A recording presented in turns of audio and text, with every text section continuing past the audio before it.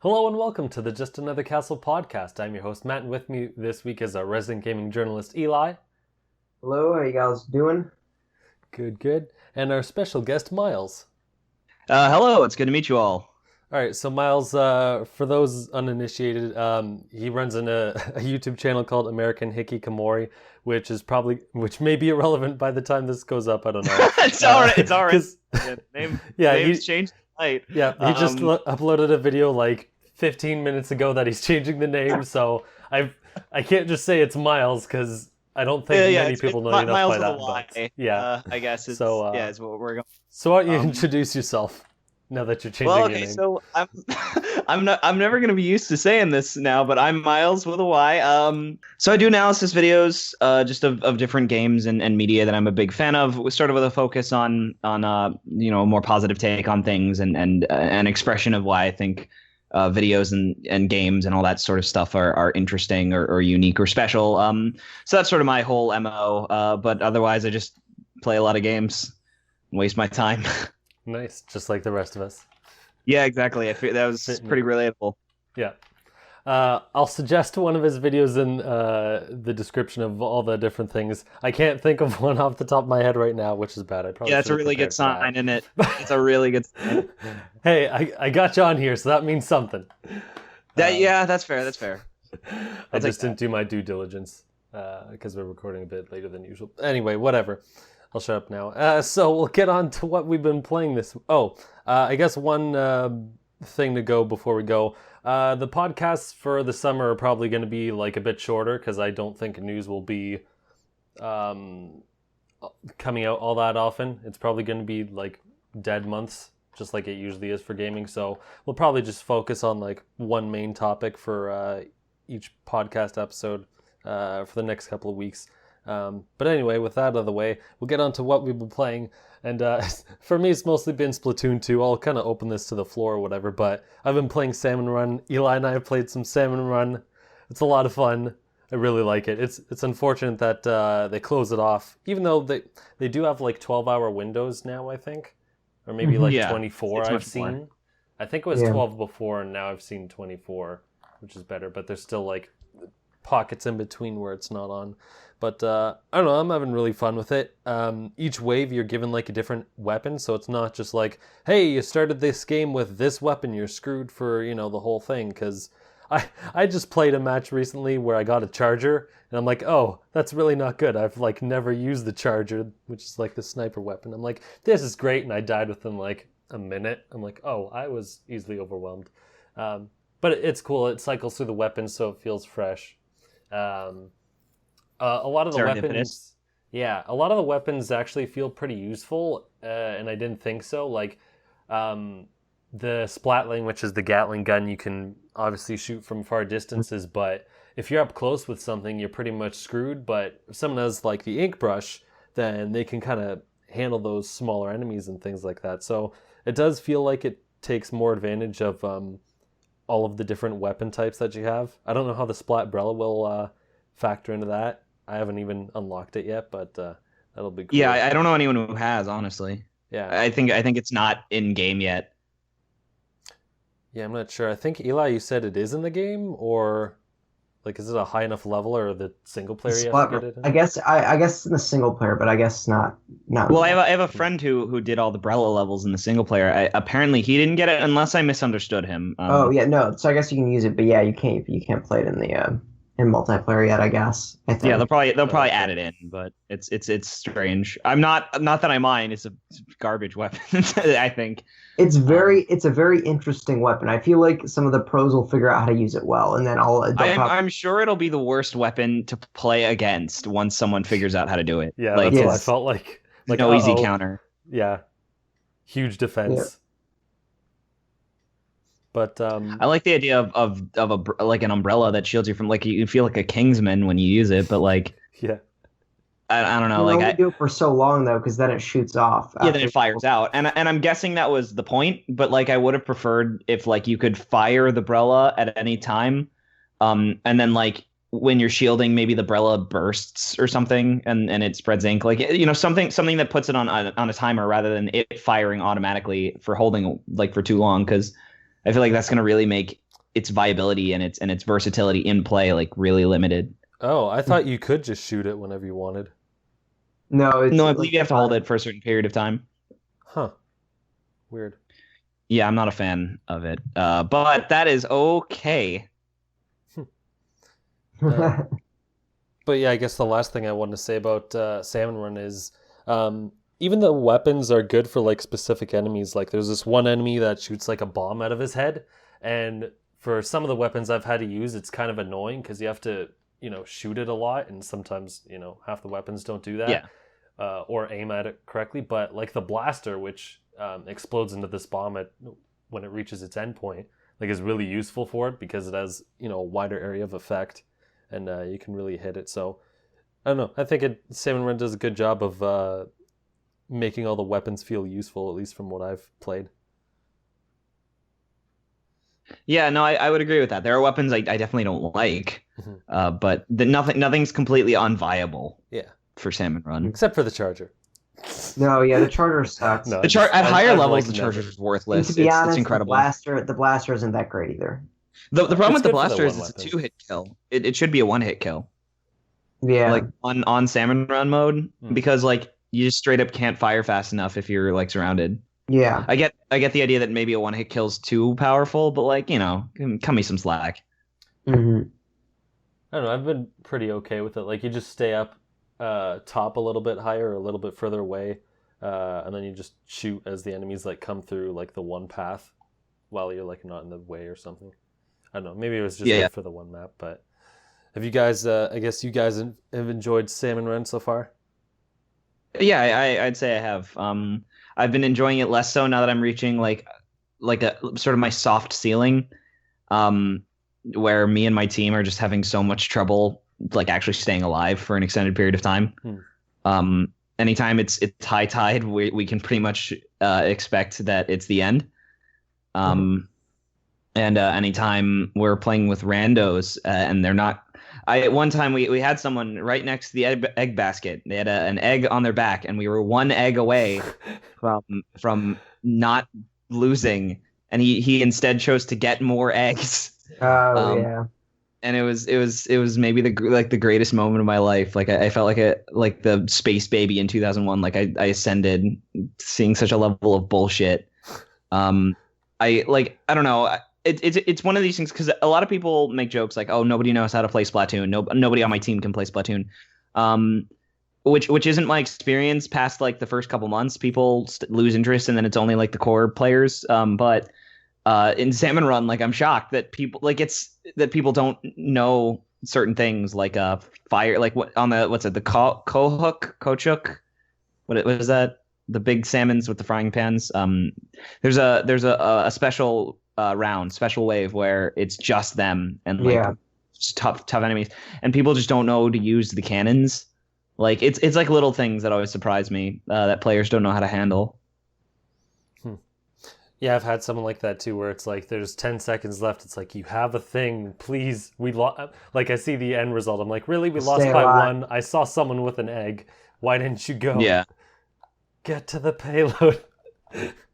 Sorry, I can help it. Overwatch people. Yeah, we're playing together. I got annoyed because I was playing with Matt, who's like a rank under me, and if we lost a match, I would get demoted, or not demoted, but I would lose points. But if we won one, I wouldn't get points because he was underneath. So that was frustrating. That's garbage. You should just get like a smaller percentage at that point. Yeah. No, I think that's pretty fair, honestly. That would make the most sense. Yeah, or don't take them away if you're not going to add them, because like I want to play with Matt because he's a friend, but like I don't want to lose points for not winning a match. Yeah. What rank are you? I think I'm at apprentice now, whatever the second level is. Oh, I'm a overachiever. Yeah, it sounds like you've played a lot. Yeah, I think that's the third tier, the fourth tier. Okay. I think I was overachiever and then I was demoted. Sorry. Do you that sucks. play with voice chat on Myles? I have a Discord specifically for our Squid Squad Pearl Jam. And because of course, who would actually use Nintendo's Online? Yeah, no, like I don't remember where I saw this. Have you seen like someone maybe it was someone in Japan, I believe, but they had like a little thing where they added a phone holder to their Nintendo Joy-Con grips. Yeah, and I was like, that this man's going in on the Nintendo voice chat. I appreciate it. Yeah, but most people should probably just use Discord. I do sometimes, but like one of our most regular players just refuses to talk on the mic, which isn't a problem, but like a lot of the time it's just me and like one other person, and we're the only people talking. Mm-hmm. Yeah. So usually we don't use it to coordinate. We usually just use it to have fun. Yeah. But otherwise I don't really use voice chat even when I have it available. I think frankly Splatoon is more fun to play in complete isolation. I'll be honest. I don't know. It seems like it would be good to have voice chat for Salmon Run. It would be, but like the problem is it's so everyone's dealing with their own thing. It's like really hard to get someone to come to you. Like and specifically to coordinate them getting to you, because usually they're dealing with 9 or 10 boss enemies themselves. Mm-hmm. So that tends to be like someone will be like, "Oh, I need some help," and people will be like, "Yeah, so do we." Like we usually don't use it for like cooperative means. Like usually it's like just to thank people for saving us if we're down or doing something. But we primarily actually use like the "this way" command. That's like most of our. I still use that even though I can speak to them and be like, "I'm over here," and give them a better location. Yeah, because it gives you got it. Yeah. Yeah. So Myles, have you, I guess, just been mostly playing Splatoon so far? Yeah, I mean, I ended up doing work. I ended up having to work most of this week. So in my off time, instead of playing Splatoon, because when I'm off, like, I don't know why, but I only like to play Splatoon when I can play for 20 hours straight. When I'm off from work, what I prefer to play is Breath of the Wild. And I've been playing Breath of the Wild in my spare time. Just because it mends my broken bones. It's like a meditative experience. I was talking to a friend of mine about how Breath of the Wild is like the most Buddhist game ever made, or something. I don't know. I don't remember exactly what I was saying, but basically it's because you don't get attached to material possessions in that game. Okay. That makes sense. Everything breaks. You just eat everything. Everything that you pick up, you don't really use. Like it's sort of just about like moment to moment play. So it's really interesting because you end up fully engaged in the activity no matter what you're doing, even if you're doing nothing but just running in a straight line. Because it still feels really gratifying. Whereas like even with Splatoon, short games, in Turf War, 3 minutes long, like it's hard to feel that sense of accomplishment where you turn it on and you go, all right, I feel satisfied, and you turn it off. Like for me, I get really addicted to it. Like in Breath of the Wild, wherever I am, if I'm like, all right, I'm done playing, I just stop and I feel totally satisfied because I did stuff. Yeah. It's definitely a lot more of a solitary experience too, even single player games. Well, I mean, I prefer solitaire experiences. Like I love Splatoon's single player. I'm like weirdly crazy about the first games. I wasn't a big fan of the second games, I'll be honest. But for multiple reasons I've talked about elsewhere, I can get into here if we need to. But I tend to prefer like experiences that are solely solitary and like completely on my time and on my watch, basically. Mm-hmm. It's also a lot more relaxing to play Breath of the Wild because for sure. Like whereas Splatoon or something like Splatoon is like, okay, you have 3 minutes, you gotta put all of it, or put your all into it for this very short focused amount of time, and then you're done, and then you got to do it again. Whereas Breath of the Wild, like you said, you can kind of roam around and do what you want. And it still feels like you're getting something done. And it's also really interesting because Splatoon 2 is way more stressful than the first game. Because like I don't know if you guys have noticed this. Have you noticed that when you lose miserably in Splatoon 2? I've had a lot of close games. I don't know. I've had so many games, and maybe this was just in the first week because people didn't know what they were doing, but I've had so many games where the percentage win. So first of all the stages in Splatoon 2 are bigger than the ones in Splatoon 1 instantly. They have more open space. I'm trying to think of the comparison I made, but it's like it's like Devil May Cry 1 versus Devil May Cry 2, where Devil May Cry 1 is just a bunch of hallways, but Devil May Cry 2 is these like open arenas, but like the open arenas are bigger and emptier, and there's like less sort of cover and more natural terrain. Almost every stage is sort of two-tiered in which, or three-tiered in which you have the spawn area, which is completely off limits to the other team for the first time. You have the mid-tier, which is a big, wide-open battlefield in the center of the spawn points, and then the low tier or the high tier, depending on which stage, which is sections off to the side or directly in the center of the stage that is that is of a different elevation. Like in the Inkblot Art Academy, it's like the two left and right sort of passages. There's little like gardens, like it's a lot like Museum d'Alfonsino from the first game. So a lot of stages sort of play out like that, and again, a lot of them have like empty space. So it's like really easy to start losing your way into a corner if like the other team is just really proficient at splatting you. Yeah, I've definitely noticed. I haven't had that many close games, so either I suck or maybe my team sucks or whatever. But yeah, it's usually like a good 60 or 70-40. Not like the actual percents in the game, but just as far as like the bar on screen is shown. It's like, oh man. Yeah. Especially those last minutes, like the last minute. It's like, oh, we were winning and now we like lost a good amount. It's like, what the heck happened there? Oh, it's so easy to make a turnaround in the game. And I think that was the point. Especially in the last minute. Because like, yeah, because in the first Splatoon, there was a pretty steady ebb and flow of like how much everyone was playing. Like it almost always felt like no matter what you were doing, someone was covering more. Like I found a lot more close games in Splatoon 1 than in 2. That's how I feel. Yeah, whereas in 2, it's so easy to get curb stomped. Yeah, it could just be like you said, the player base and whatnot, and it might adjust itself later on. I do hope that happens personally, because I don't like losing absolutely miserably. Yeah, despite like playing relatively well. Well, it's weird because one of our other members, Mike, was talking about like he was kind of concerned if he'd jump into Splatoon 2 and get like his ass whooped because all the other. He figured the people who were going to buy Splatoon near launch are just going to be people who own the Wii U and already played it, so then he would have a disadvantage. But on the other side, it seems like a lot of people are losing a lot of matches, so I don't know, maybe it balanced itself out where there's a lot of expert players and then there's a lot of new players. I think so. I think that is it for the most part. And again, I expect Splatoon 2 to literally become what Splatoon 1 was, which is I can't get a game without at least one Japanese person in the next couple months. Oh my gosh. I haven't had that so far.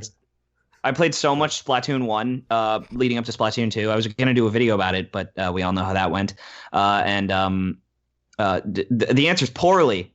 But what I discovered was I was playing primarily with Japanese players. And what I ended up finding out, too, is that the player base is so much better towards the end of the game's lifespan in terms of skill. Like, advancing in ranked, if I had the skill I have with ranked now when Splatoon 1 came out, I would have been A+ rank in the first week.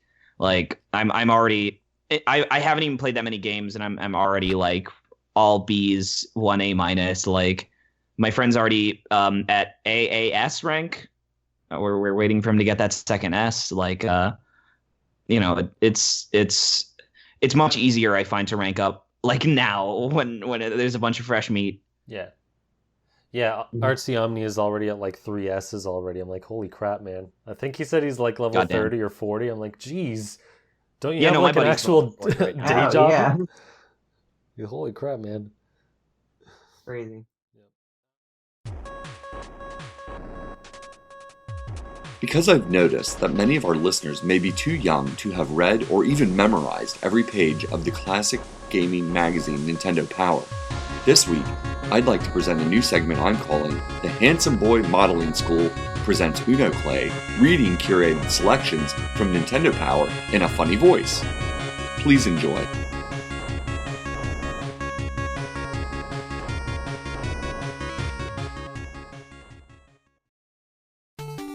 Regarding the adventures of Bayou Billy's strategy guide. With gators in the water, eagles in the sky, and Gordon's men all around, a fella could get to thinking he ain't wanted around here. Still, there's gotta be a way to get through. If you see the still water and it starts bubbling, You ain't found no hot tub. You're about to find a gator. Nintendo Power, June 1989, page 23. Eli, why don't we talk about what you've been playing? I think you started playing something else recently. I forget where I found that out. So, well, I was playing, I've been playing Splatoon on and off as well. Same complaints about, well, my team sucks a lot of the time. Talked about last time I was playing a competitive game, and I screenshot it last week. This was particularly egregious, but I had like 17 kills in the match, and the second place person on my team had like 4. And I was, those sorts of matches really annoy me, but, I still love Splatoon. But I started yesterday, I played like 4 or 5 hours in a row of Overcooked with a buddy of mine. Oh, right, yeah. I remember you We played locally, and man, I had so much fun. It was like I haven't had that much fun playing video games in a while. I mean, and I think if you get a good co-op group going, or even with one other person, it can be really fun to play games. And we, so the way it works, it's like a Cooking Mama game, except there are kind of like more steps sometimes to serve the food, and you can play 2-player, and you're kind of you're kind of segmented in some levels with like you're on one half and the other person's on the other half, and the levels will like move around and the different areas will shift and stuff like that. And it was just such a blast because, like, for example, if there's a level where we need to make a hamburger, I'll be on the side with the meat and the fryer, and my friend that I was playing with, he had like the frying pan and he had the plates. So he would, for example, so like I would have to bring the meat to him, or he would bring the meat to me. I would cut it up, and then I'd bring it back to him, and he would put it in the fryer, and then he would bring it to me, and then I had to put it on a plate in a bun, and if some order needed lettuce on it too, then we'd have to get lettuce or tomato on it, and those also would have to be cut.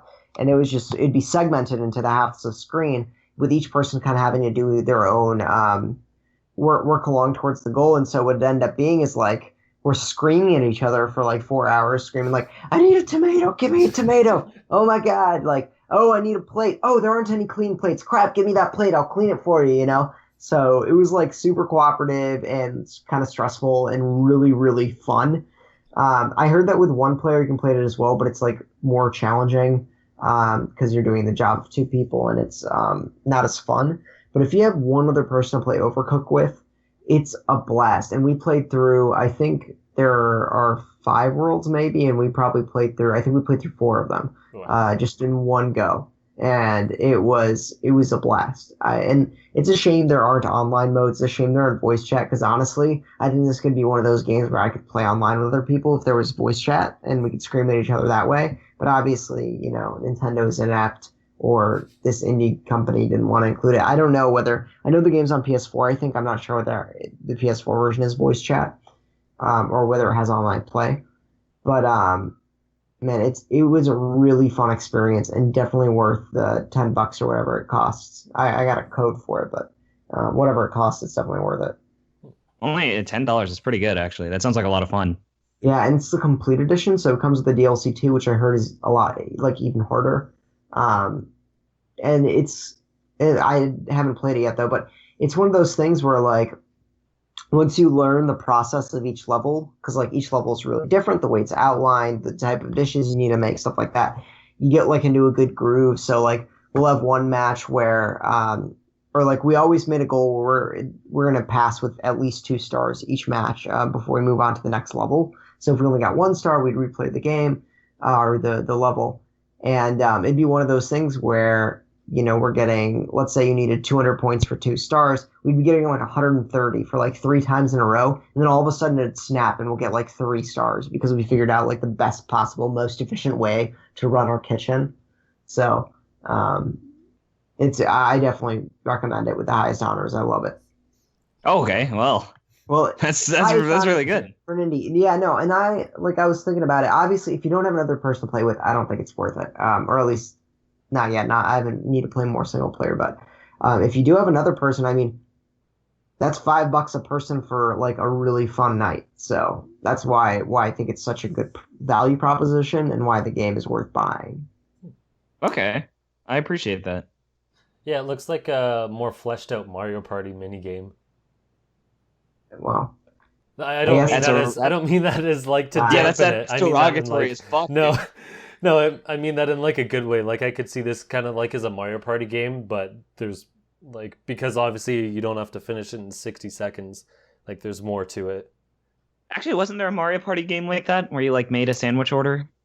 I remember there was like a cake factory in Mario Party 2. It was like on a conveyor Yeah. belt and you had to like grab it at the specific time. Like it was automatic and the speed changed. And then you might, Yeah. grab the I wrong mean, thing at the wrong time. There it's was one of some those- stuff like that. It's one of those things where if you're looking for a cooperative game, the ingredients, no pun intended, of like what's required of a co-op game is much different than something you need for a single player game. So when you're looking for an ideal cooperative experience, you just want something that's memorable and a fun time to play with someone else. And I think that's what this game is, and why it fits so well.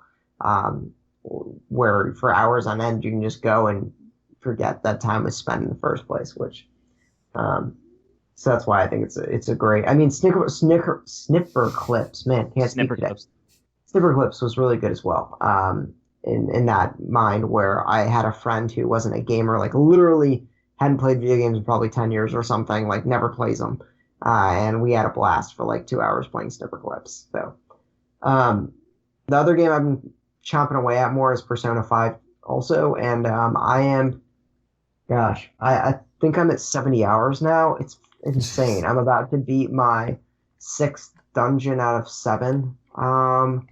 And so I'm almost done with this game. I'll probably be done by next podcast, but Okay, that's cool. I love Persona 5. I've been chomping away at it for like 3 months now, I've been coming back to it, like I'll put 20 hours in a week and then just not touch it again for a few weeks, but Persona 5 is pretty great. Nice. I still haven't played Persona 5, unfortunately, which is the saddest thing to Have me. you- Did you play 4? I did. Right. And my opinions of 4 are pretty controversial. But like 5 looks like what I want the series to be. So I'm pretty happy about that. I don't know. 5's a lot like 4. There's some main. My issue with 4 is mostly on the writing, storytelling side of things. Like it's not mechanics. Mechanically speaking, like 4 is better than 3, but that's it. There are a few differences in the mechanics of Persona 5. The dungeons are preset; they're not randomly generated. They're Fine by me. and there are save points in the dungeon. So that Also was fine by a big me. one. Like, That's the thing. Like my only real issue with the dungeons in the previous games were the fact that like they basically forced you out of them just by draining all of your resources. and then you hope that you wouldn't die. Yeah, and then you had to actually get out without gaming over. Yeah. So yeah, I mean I think it's great. It's starting to wear it's too long. I could do with a solid 15 hours shorter probably. Because at this point it feels like maybe even 20 hours shorter, Because I'm about ready for the game to be done, and I know that there's still another dungeon after this, and I'm like, all right, like, come on, one dungeon too many. Also, towards the end game now, like I've maxed out most of my relationships and stuff. By the way, I have 3 girlfriends right now, I think. So. Oh, I'm jealous. Yeah, It'll never be as much as Persona 3, where you can have all of them. Wow. Well, Or no. Persona 4 you can have all of them. In Persona 3 you can only have one, and you can actually permanently fuck up a social link by rejecting them. well, and the thing is, you get extra perks, I think, if you level up to 10, or whatever. Wait, is that only available? Never mind. The point is, I've romanced everyone I could, and so I'll definitely romance other people by the time the game is through. And my favorite, though, is definitely Anne, whatever her name is. The knit She- sweater girl, right? What, the what? No, that's Haru. Anne's the teacher, right? Anne's just the blonde, the generic blonde. But She's the normie waifu. Yeah. Apparently I'm a normie. But I have also I've also romanced the teacher and the death one. She's like this doctor that makes drugs, and she's like goth. So You've But I romanced will. the My teacher as a goal high is to school try to student. romance. My goal is to Yeah. try to romance all of them before I'm through, and I think I can do it. I think I'll have enough time. That's my goal in life in general. Romance the It's high not school working though. teacher? Yeah, I'm already out of high school is the problem, so the dream's dead. Hey, you can still go back. You just gotta shave. That's true, dude. Here's the thing. Like, whenever I shave, I look like a baby again. Like when I'm not shaving, I look like a good 19. When I shave, it's back down to 15 all over again. I think I've That's- got the same problem as you.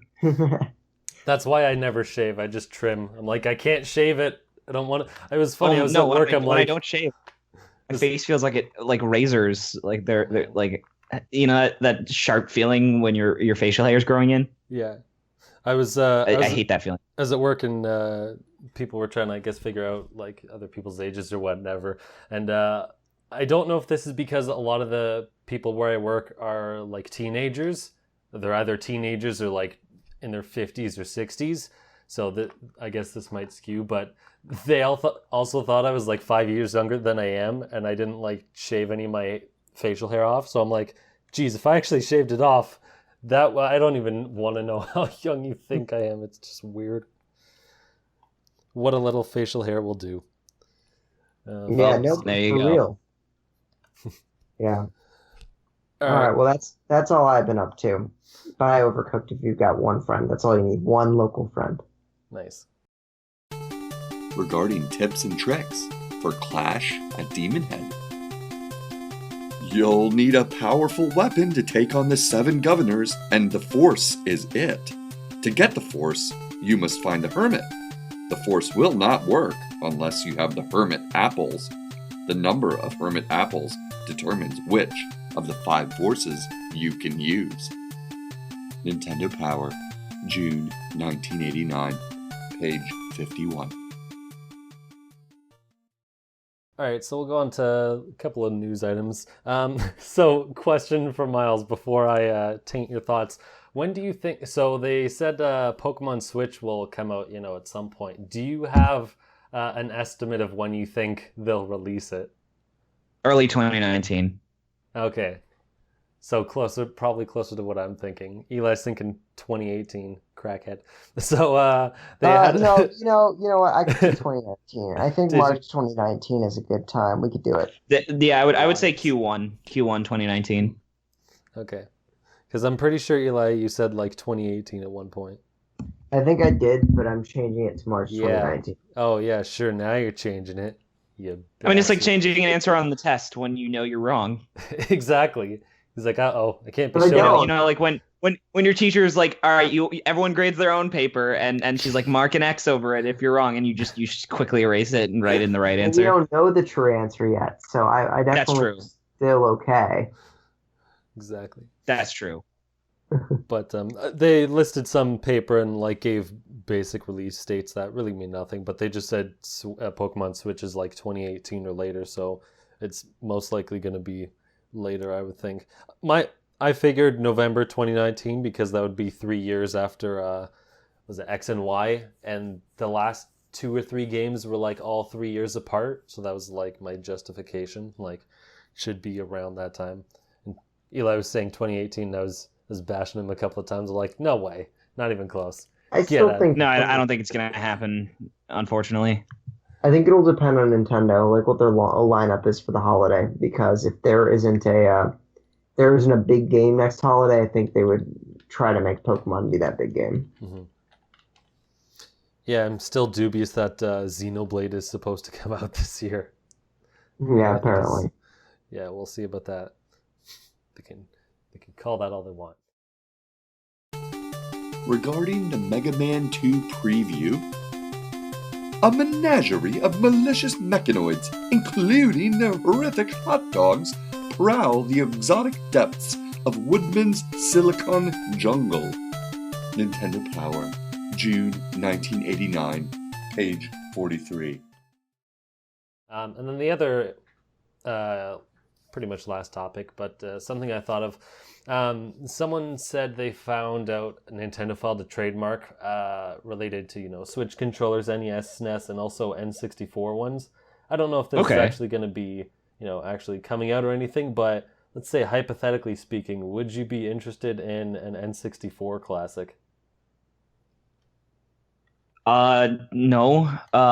And mostly just because I've already bought Ocarina of Time 5 times. I don't need to buy it again. Yeah, but there would be like 20 other games in there too. Yeah, well, here's okay. All right, this is where I'm gonna get heated because what other games could there possibly be? There are a lot. Um, GoldenEye, Conquer. All right, so Well, they they can't would have have to get the Conquer. rights from Rare. Yeah, they'd have to get the Oh, rights yeah, from Rare, yeah. and they probably couldn't have Conquer because it's mature rated. So you can't have GoldenEye, you can't have Perfect Dark, you can't have Conquer's Bad Fur Day, and even if you wanted to, I get the feeling Microsoft isn't going to play ball with Rare that easily. So you're probably not going to get Banjo-Kazooie or Banjo-Tooie. The only thing you could get is DK64 because it's been on the Wii U VC, which I think is proof that that it's at least attainable. So you get I'm sure they would Perfect try Dark. for Banjo-Kazooie and Tooie, but I don't see it happening. You get Perfect Dark. You get No, Perfect that's Dark's rare as well. M-rated. oh Yeah, yeah. and it's rare as well. You So you It's pretty get- funny you're- how what much you're the left with- N64 is made you- up you of get- rare. get All What of you're them left is with cheese. is Buck Bumble and Mega Man 64, which isn't even the good version of Legends. Are you telling me that you're not looking forward to playing Cruisin' USA? Yeah, actually, I don't know. I've never played Cruisin'. So to me, anyways, the only thing you get is like Wave Racer 64, Mario 64, Kirby 64, Zelda Majora's Mask, like all those staple games. Maybe you get all the Mario parties, like, but theoretically speaking, I can't imagine, like, it would be everything you could already get on a VC, basically. So I guess Because the NES has so few, or the N64 has so few like third party games that So- are like really well remembered. I'm personally really annoyed that they're not putting out like Wi-Fi compatible classic systems because they could make so much money selling ROMs, like to the casual market True. that buys the NES Yeah, Classic. you just buy the ISO for who knows what game. You buy the ISO for ActRaiser or something on the SNES Classic. So I guess the difference. Yeah, what but I would- see your point on the N64. Yeah, I mean it's just the thing we tend to forget is the N64 had a really really tiny market. And every good game for the N64 was first or second or first party or subsidiary. So I guess the question is, what would be the difference between that and a SNES? Because there have been a lot of like NES and SNES games on at least the Wii eShop. Some of them on the Wii U eShop. Like most of these, I think, have all been probably just- available. Yeah, I mean, for me, it's probably just the fact that for an SNES Classic, there is the nostalgia of actually owning the console, but like even more so than that, there are probably like a couple SNES games that might not be as readily available on the Wii U VC, like just from sort of like from sort of a perspective of. You have Secret of Mana, you have FF2, probably FF4 or FF6 or FF3 as it's known in the States. Like, you have all those like big games, but like I want to say that they're also putting in some games that are probably like a little more unconventional in regards to like what you would find, and I think having those be front and center and readily available makes them more appealing. Like if I only had $8, because I was a kid when the Wii came out, and I would ask my mom to get me eShop gift cards, and I said, okay, I need get me $80 worth of Wii gift cards, and I would get like 10 SNES games, but I would always get like the big ones, and I wasn't always a fan of the big ones. Like I really don't like Donkey Kong Country. I think kinetically speaking they're not very fun to play, but I bought those because they were the big ones that I heard were available and that everyone loved. So like having like some weird game that probably isn't front and center, like having it be free is probably going to make people actually give that game a chance when they probably wouldn't have. Okay, and I guess you think there wasn't too much third-party support on the N64, so I guess you don't think they wouldn't be able to do that with that? No, you would just play all the games you already know you like that you probably already bought already. Like I already own Kirby 64 on the Wii and the Wii. No, I don't own it on the Wii U. Is it even on the Wii U? I don't know. Yeah, I mean, I already own Kirby 64. Probably not. Probably not. I don't really like DK 64, but I already own it. I own Mario 64. I own the Zeldas. Like, those are sort of those are sort of the games that I would be naturally inclined to emulate already, that I would be naturally inclined to go out and buy. Like, if Wave Racer 64 is on a 64 Classic, like that would be the only reason I would care to try Wave Racer 64. But like between Wave Racer 64 and Perfect Dark, I'd rather play Perfect Dark. How dare you? Off the podcast. No, I'm kidding. Is Wave Racer 64 like a big thing? Do people like Wave Racer 64? I don't know. I had a lot of fun with it back then. It was really cool. The thing is, there's not a lot of other games like it. Like, there is some other game, I forget. Kyle Bossman was playing it on Game Trailers, and I ended up buying it. I forget. It has some really weird title, but it's on Steam anyway. But yeah, there's not a lot of like wave or jet skiing games. Well, there is Jet Ski Gemini. Is there? Jet Force. Yeah. No. It's Jet Ski Gemini. Oh, that was a joke. Okay. Yeah. Okay. That was. Can we get a slide whistle in here for that one, please? Yeah. Also, like Jet Force Gemini. I mean, that's like I think the general consensus is it's not like a very good game, but like that would be something I would want to try because I've never tried it before, but I know people like it. Too bad that's also made by Rare. Exactly. That's like my point. Yeah, all the good like legendary N64 IPs are by Nintendo or Rare, and Nintendo doesn't have the same bargaining chips to get those back as they probably would want. Yeah, that's kind of rough. When like you said, other than first party games, most of the ones people think of are from Rare. Yeah, it's a shame. It's a big shame. If they did make this, could they get away with packing in 2 controllers, or would they have to go for all 4? They would probably. I think they would just do 2, honestly. Yeah, that's Nintendo. Yeah, they would just do 2. And Smash to play Smash, you would have to get the N64 Classic GameCube adapter. Oh my gosh.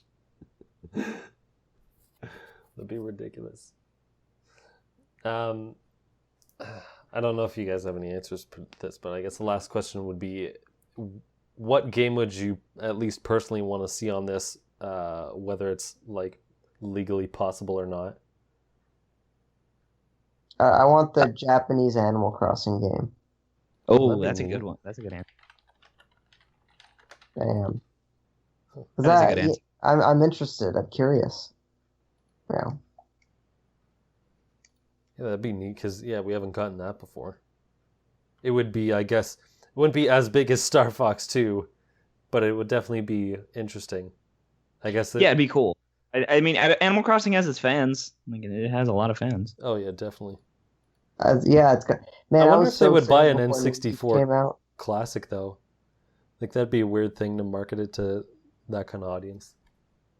I feel like they would. I feel like Animal Crossing fans are like really into Animal Crossing, like more than I could ever understand. Well, I always limit myself. I'm like, all right, Eli, you get a month, and then I'll put like 100 hours in the game into the first month it comes out, and then I never touch it again because I know that would be a bad idea. Myles, do you have any interesting games? I know you just said you didn't want an N64 Classic, but would there be anything? Okay, so this is gonna sound really strange, and this is since we're talking about impossibles. Yeah, I would want Mega Man 64, but it's the Mega Man Legends version. So yeah, what's the difference? Because I remember playing 64 like on like an emulator for like 10 minutes, but what's the difference between that and the PS1 or 2? Well, they both control really poorly, but one has awful draw distance that actually ruins certain segments of the game, and harder controls and a worse camera, and of course it's the 64 version. The PS1 version, like don't get me wrong. I love Mega Man Legends. It is by all like fundamentals a mediocre game. But I think it's really interesting and it has a lot of cool ideas, and that's why I give a shit about it. But you have you have the PS1 version of the game, and most people who don't like Mega Man Legends have only played Mega Man 64. And they were like, this game sucks. And it does. It's a bad version of the game. So like I would want them to get the Legends version of 64, because it's not impossible. Theoretically speaking, there's no FMVs in Mega Man Legends.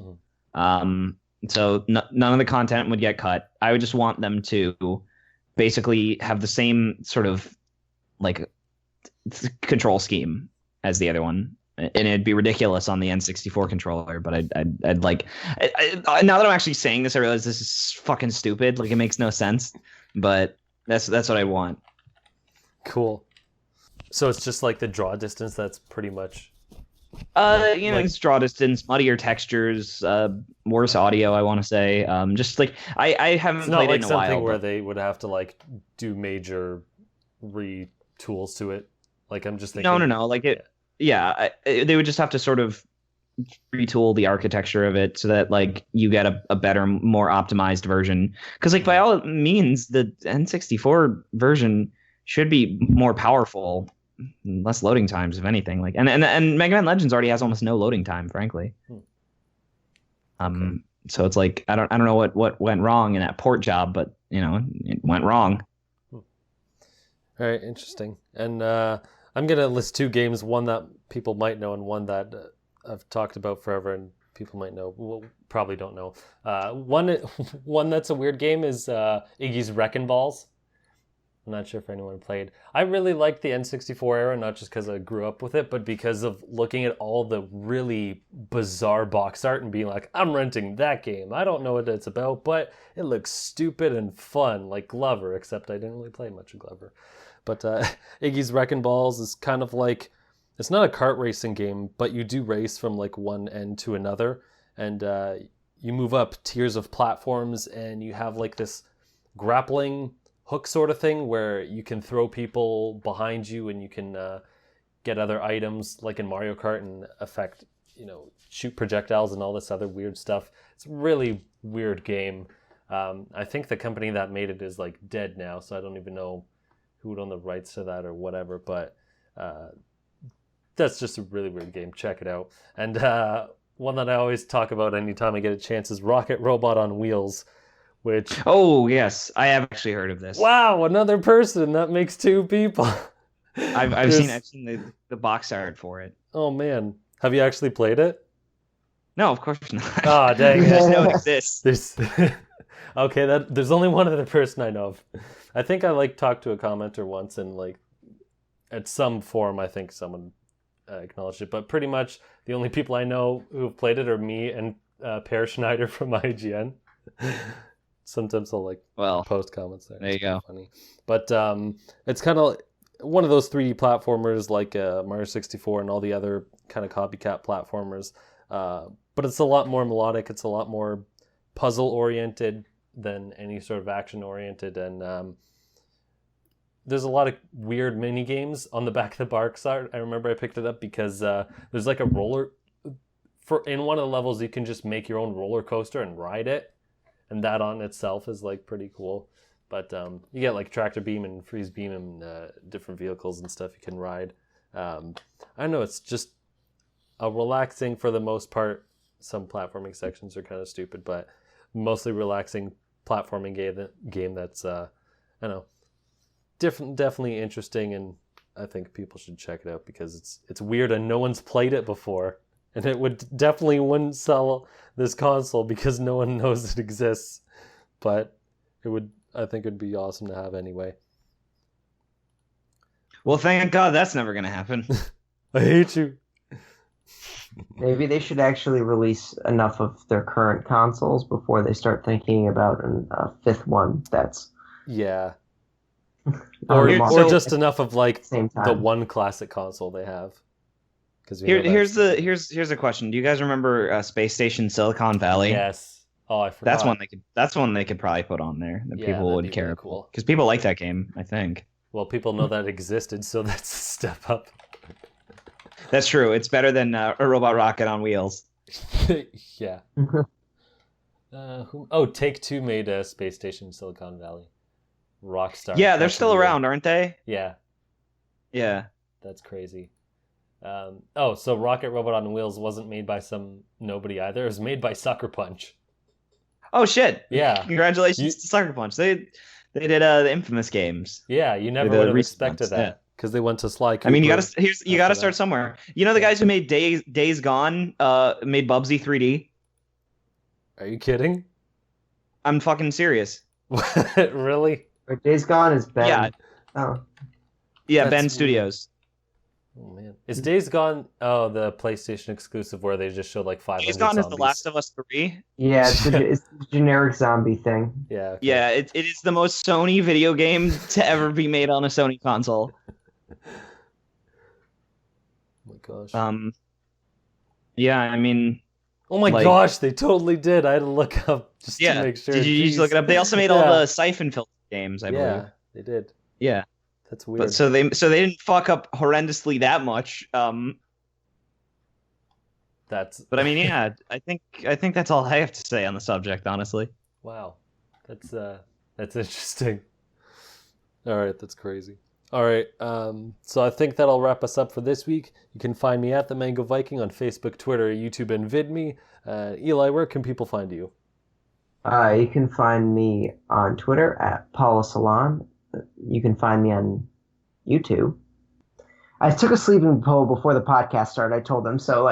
I'm gonna get through this. You can find me on YouTube at Nintendo Network 64, and finally you can find my writing at Nintendo Enthusiast. Still putting up reviews, got Switch coverage, all the great stuff. Cool. And I dig. Myles, where can people find you? You can find me at twitter.com/MylesJVaron. And you can find me at youtube.com. Whenever I fix my URL, it's going to be youtube.com/Myles with a Y.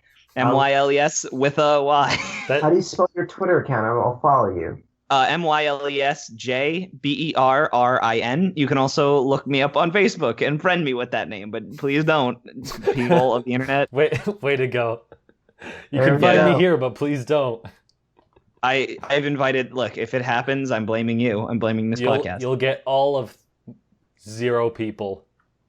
I'm sure. I'm sure at least someone's gonna try to friend me because of it. Oh man. So blah, blah, blah. Failing today. I'm off kilter. Wherever you're listening, you can find us at Just Another Castle on every platform on the internet. So we'll see you next time and leave gaming to Nintendo.